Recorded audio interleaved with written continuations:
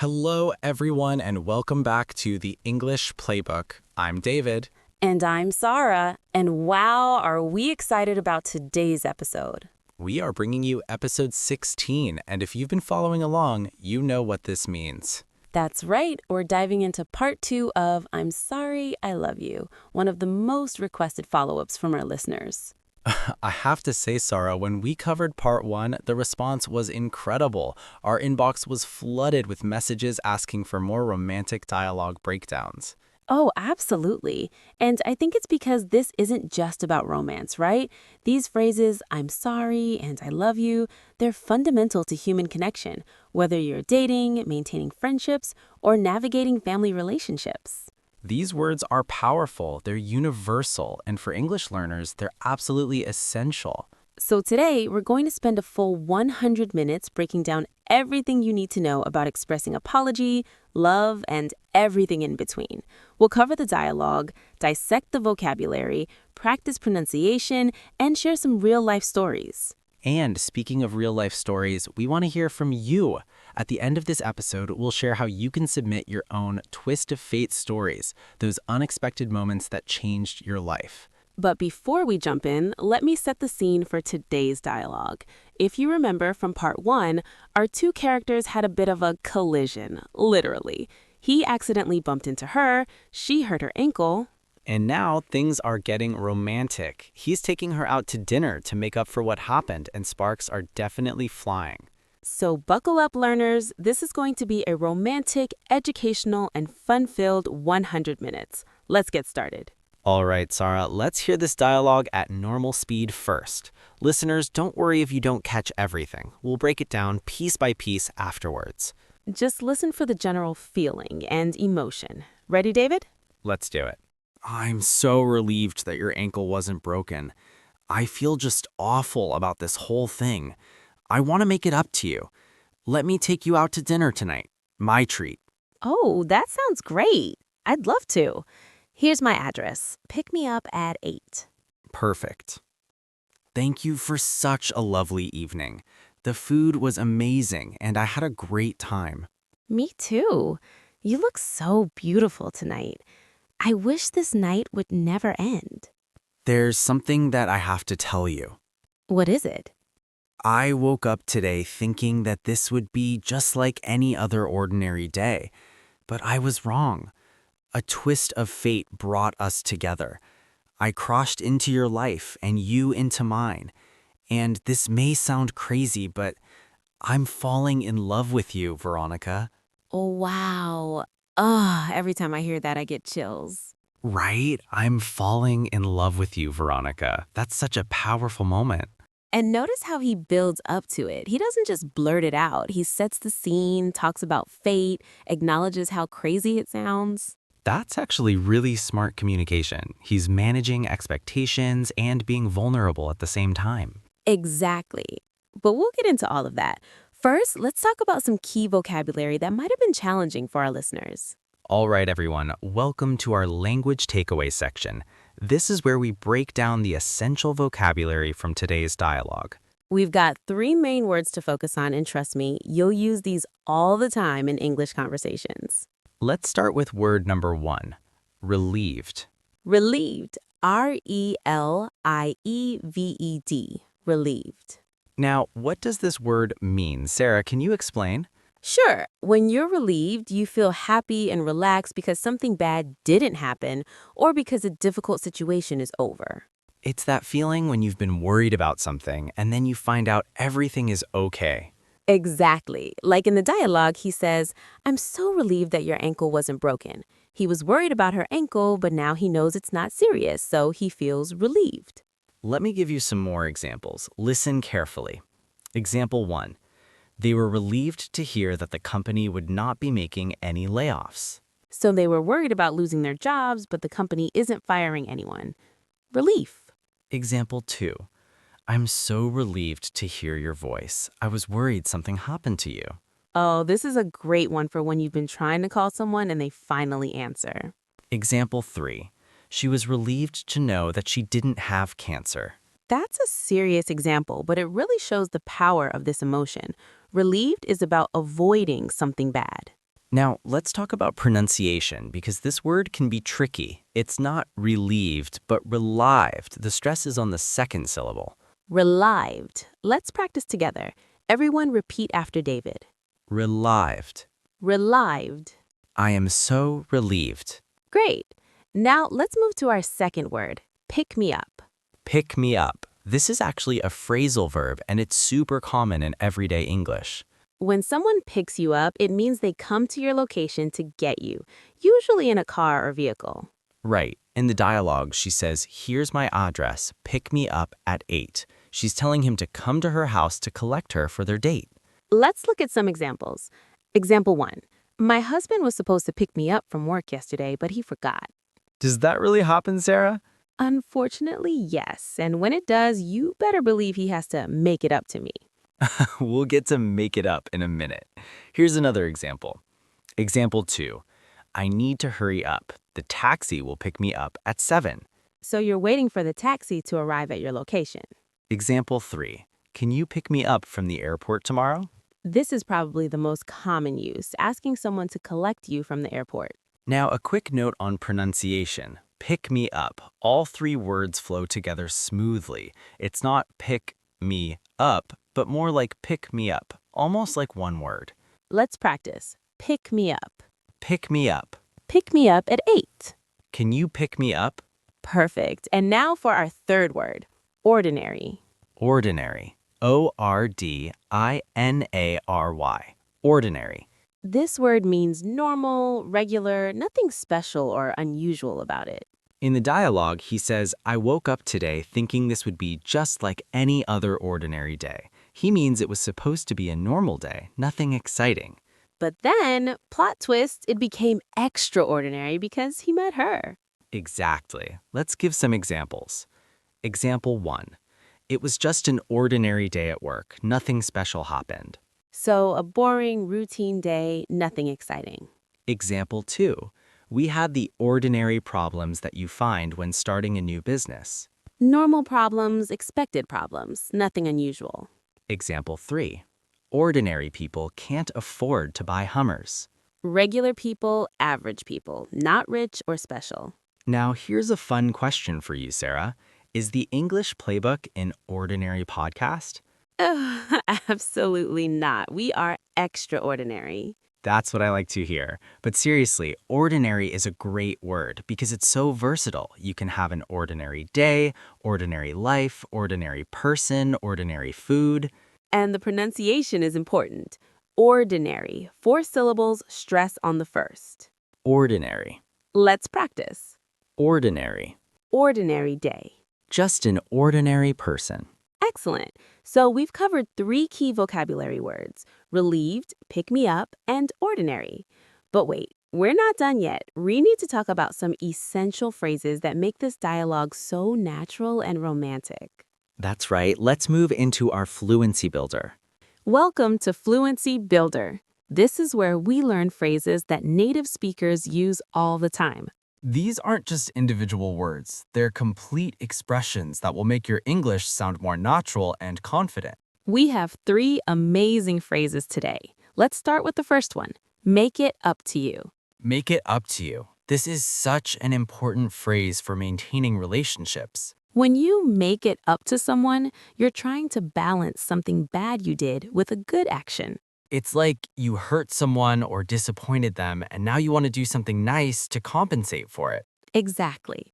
In the dialogue, he says, I feel just awful about this whole thing. I want to make it up to you. He feels bad about causing her ankle injury, so he wants to do something good, take her to dinner to make up for the bad thing that happened. Let's hear some examples. Example 1. I'm sorry I forgot your birthday. How can I make it up to you? Oh man, forgetting a birthday is serious. You definitely need to make that up. You better believe it. Here's another. Example 2. I feel terrible for calling your mother fat. I want to make it up to her, so I got her these flowers. Yikes, that's bad. You're gonna need more than flowers, buddy. Right? Maybe flowers and chocolate and a sincere apology. Here's one more example.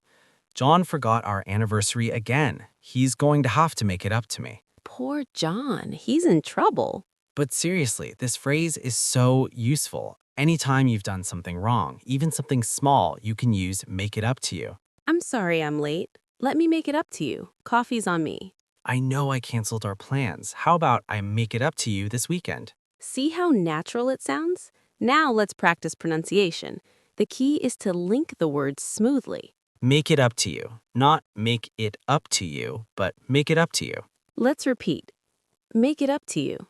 I want to make it up to you. How can I make it up to you? Perfect. Now let's move to our second phrase, and this one is fun. My treat. My treat. This is one of my favorite phrases.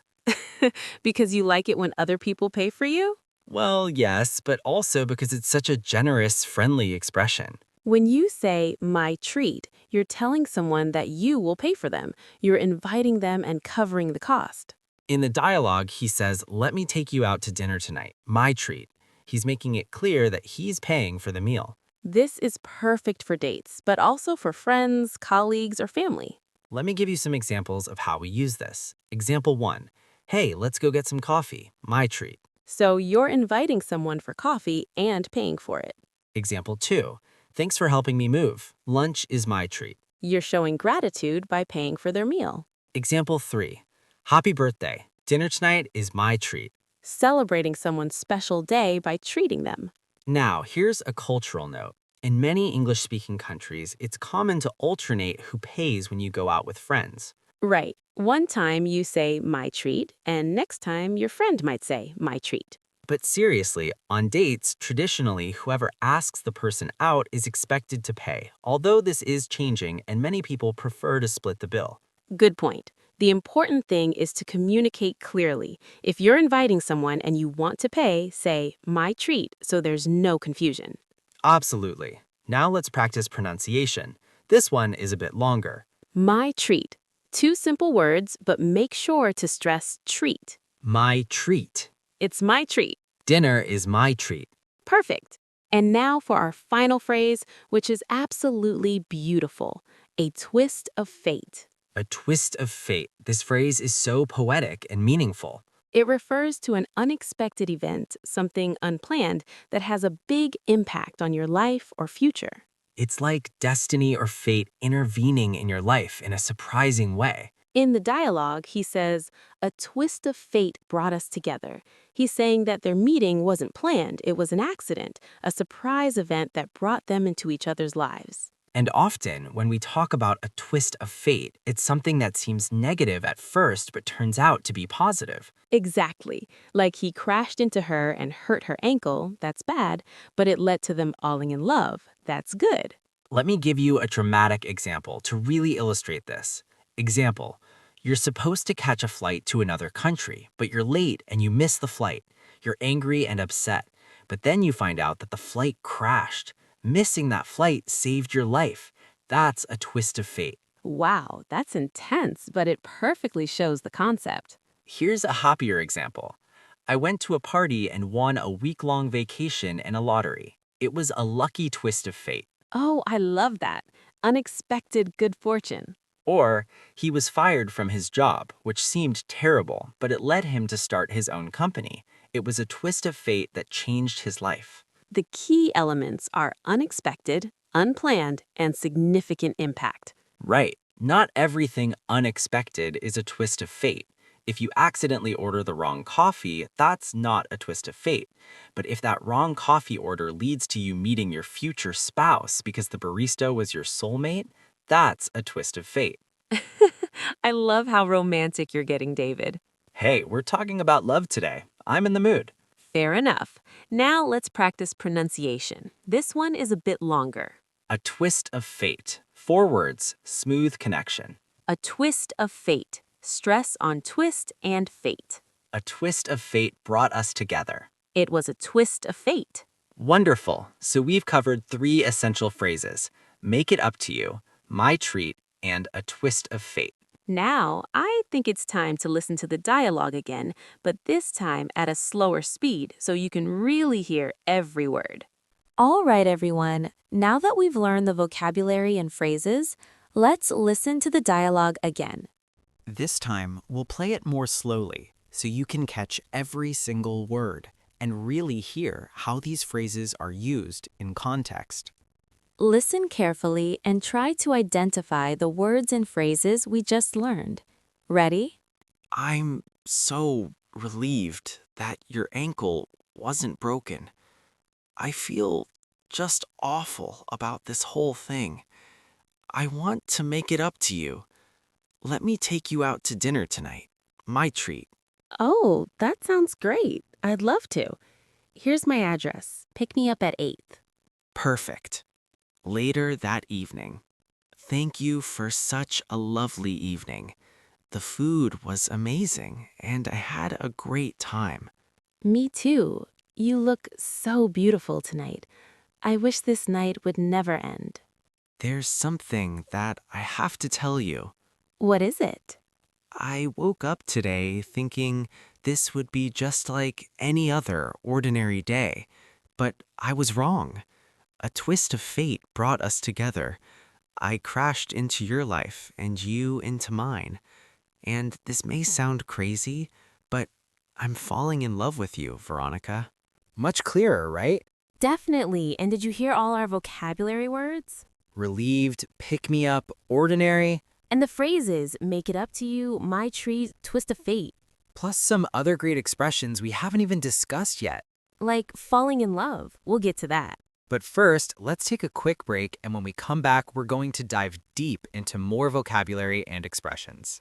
Welcome back to the English Playbook. We're continuing our deep dive into romantic and apology language.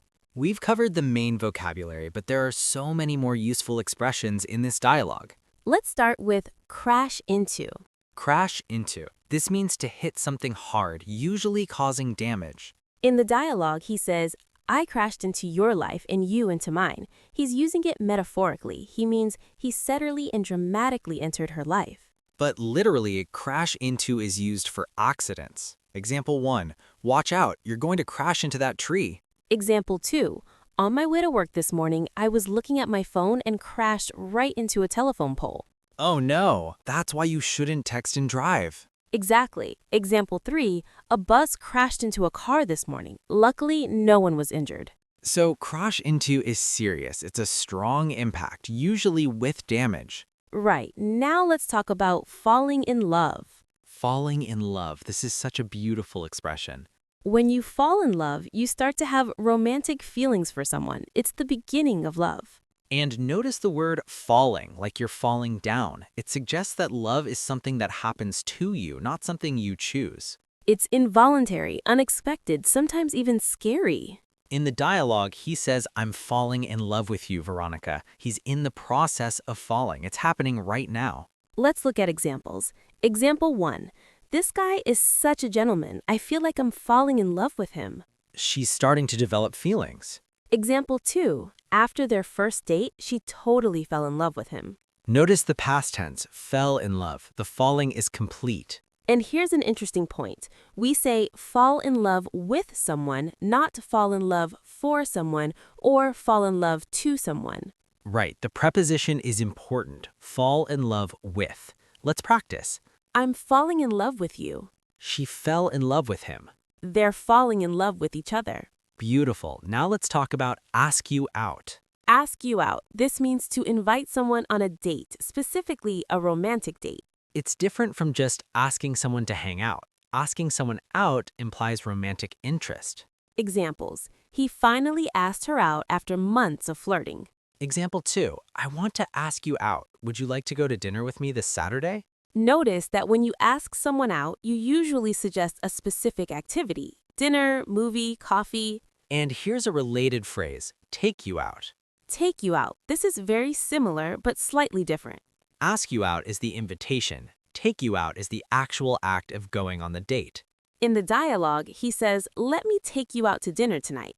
So take you out means to escort someone on a date and usually implies that you're paying. Examples. He took her out to a fancy restaurant for their anniversary. Example 2. I'd love to take you out this weekend. Are you free? So ask out, invitation, take out, the actual date. Got it. Now let's talk about turn down. Turn down. This means to decline or refuse an invitation. If someone asks you out and you say no, you're turning them down. Examples: she turned down his invitation because she was busy. Example 2. I can't believe he asked me out and I turned him down. Now I regret it. You can also turn down job offers, party invitations, any kind of invitation or offer. Right. It's a polite way to say refuse. Now here's a fun expression: look forward to. Look forward to. This means to be excited about something in the future. If you're looking forward to something, you're eagerly anticipating it. Examples: I'm really looking forward to our date tonight. Example 2, she's looking forward to the weekend. Important grammar note. After look forward to, we use an ing verb or a noun, never the infinitive. Right, I'm looking forward to seeing you, not I'm looking forward to see you. I'm looking forward to the weekend, noun. I'm looking forward to meeting your parents, ing form. Got it. Great. And finally, let's talk about see someone. See someone. This is a casual way to say you're dating someone or in a relationship. It's less formal than boyfriend or girlfriend. Examples: are you seeing anyone right now? This is asking, are you dating someone? Example 2, she's been seeing this guy for a few months. They're in a relationship, but maybe not too serious yet. It's a very common casual expression in modern English. All right, we've covered so much vocabulary and so many phrases. Let's quickly review: crash into, fall in love, ask you out, take you out, turn down, look forward to, see someone. These are all essential for talking about relationships and dating in English. Now I think it's time to listen to the dialogue one more time at normal speed. All right, everyone. You've learned the vocabulary, you've learned the phrases. Now let's hear the complete dialogue again at normal speed. I'm so relieved that your ankle wasn't broken. I feel just awful about this whole thing. I want to make it up to you. Let me take you out to dinner tonight. My treat. Oh, that sounds great. I'd love to. Here's my address. Pick me up at 8. Perfect. Later that evening. Thank you for such a lovely evening. The food was amazing and I had a great time. Me too. You look so beautiful tonight. I wish this night would never end. There's something that I have to tell you. What is it? I woke up today thinking that this would be just like any other ordinary day, but I was wrong. A twist of fate brought us together. I crashed into your life and you into mine. And this may sound crazy, but I'm falling in love with you, Veronica. So much clearer now, right? So much clearer now, right? I hope so. And I hope you're all feeling confident with this vocabulary and these phrases. Now, let's transition into something really powerful, the deeper meaning behind I'm sorry and I love you. We've been having fun with the romantic dialogue, but now I want to get serious for a moment. Yes, because I'm sorry and I love you aren't just phrases, they're some of the most powerful words in any language. Let's start with I'm sorry. What does it really mean to apologize? When you say I'm sorry, you're doing several things at once. First, you're admitting that you made a mistake or that you hurt someone. Right, you're taking responsibility. You're not making excuses or blaming others. Second, you're showing that you care about the other person's feelings. You're acknowledging that their pain matters to you. And third, you're opening the door to healing and forgiveness. But here's the thing, apologizing isn't always easy, is it? No, it requires courage and humility. Humility means accepting that you're not perfect, that you make mistakes.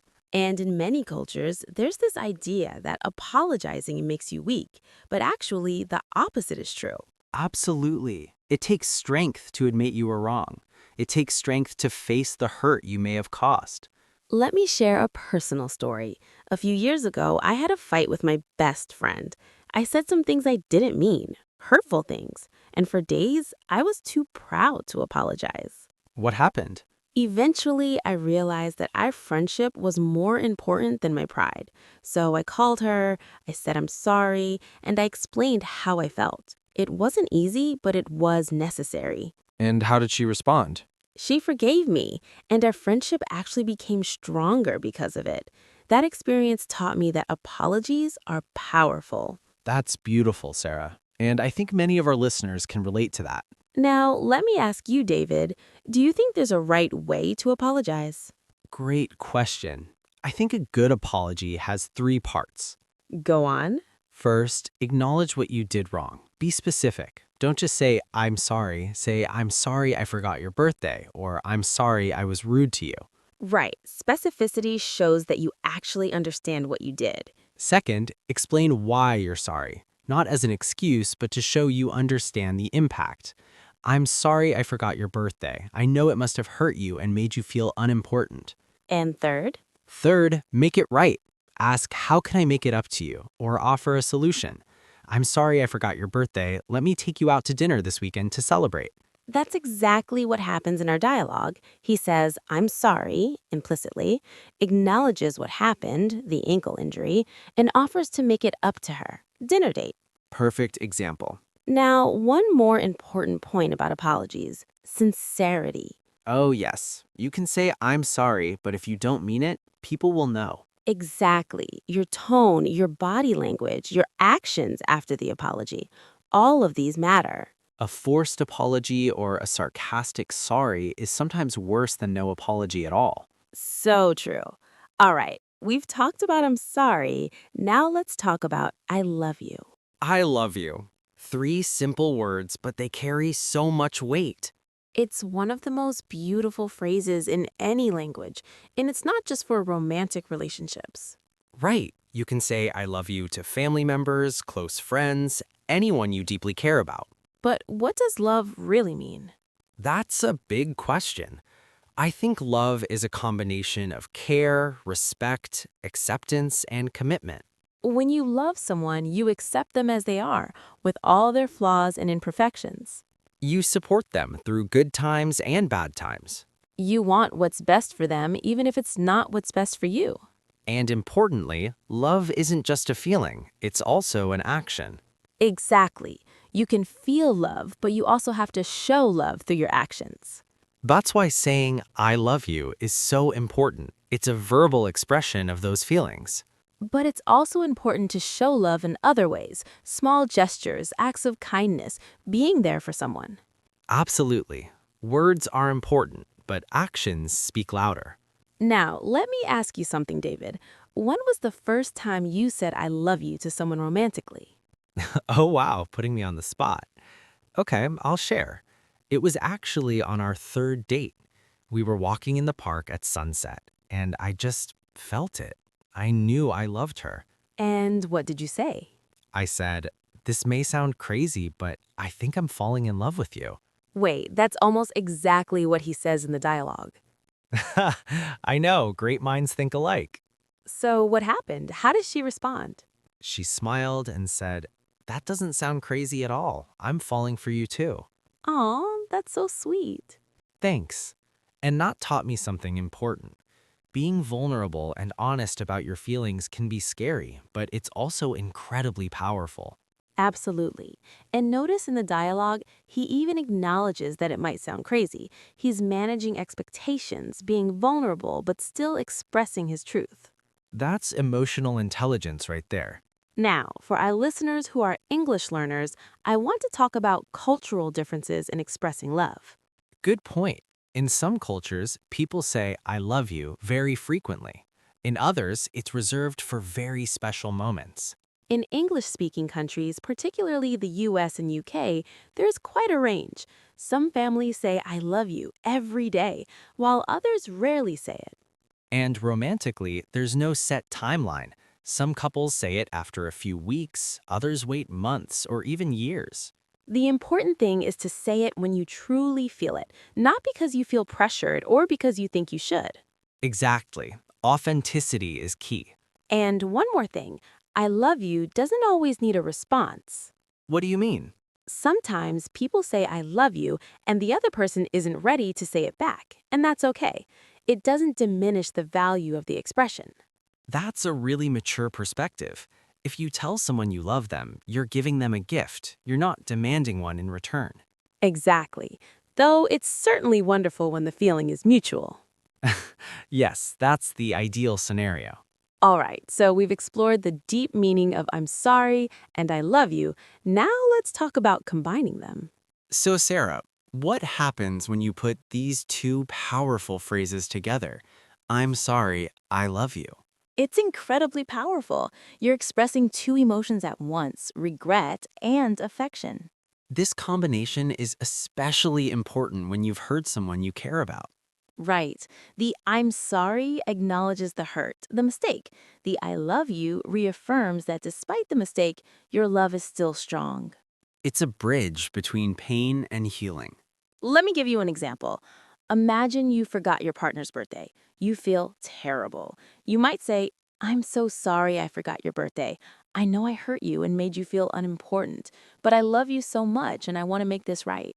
That's perfect. You've acknowledged the mistake, explained the impact, expressed your love, and offered to make amends. And the I love you part is crucial because it reminds the other person why the relationship is worth saving. Exactly. It's saying, yes, I messed up, but our bond is stronger than this mistake. Now, these words also teach us about forgiveness. Forgiveness is so important. When someone says, I'm sorry, I love you, they're asking for a chance. And forgiveness doesn't mean forgetting or excusing bad behavior. It means choosing to let go of anger and resentment. It's giving someone and yourself the opportunity for a fresh start. Beautifully said, David. Now, as we wrap up today's 100-minute deep dive into I'm Sorry, I Love You Part 2, I want to leave our listeners with a challenge. Ooh, what kind of challenge? Practice saying these words. Don't wait for the perfect moment. If you need to apologize to someone, do it. If you love someone, tell them. That's wonderful advice. Life is too short to leave words unsaid. And remember, these phrases work in all kinds of relationships, romantic, familial, friendships. Speaking of which, we want to hear your stories. That's right. We mentioned twist of fate earlier. Do you have a story about an unexpected event that changed your life? Maybe a chance meeting, a missed opportunity that turned into something good, or an accident that led to something beautiful. Share your stories with us. You can email us, leave a comment, or send us a message on social media. We'd love to feature some of your stories in future episodes. All right, everyone, that brings us to the end of today's 100-minute deep dive into I'm Sorry, I Love You, Part 2. We covered so much today: vocabulary, phrases, pronunciation, cultural insights, and the deep emotional power of these words. We hope you feel more confident expressing apology and love in English. Remember to practice. Use these phrases in real life. That's how you become fluent. If you enjoyed today's episode, please subscribe to the English Playbook, leave us a review, and share it with your friends who are learning English. And don't forget to check out our previous episodes. We have tons of great content to help you improve your English. All right, everyone, that brings us to the end of today's episode on I'm Sorry, I Love You. Part 2. This is Sarah, And this is David.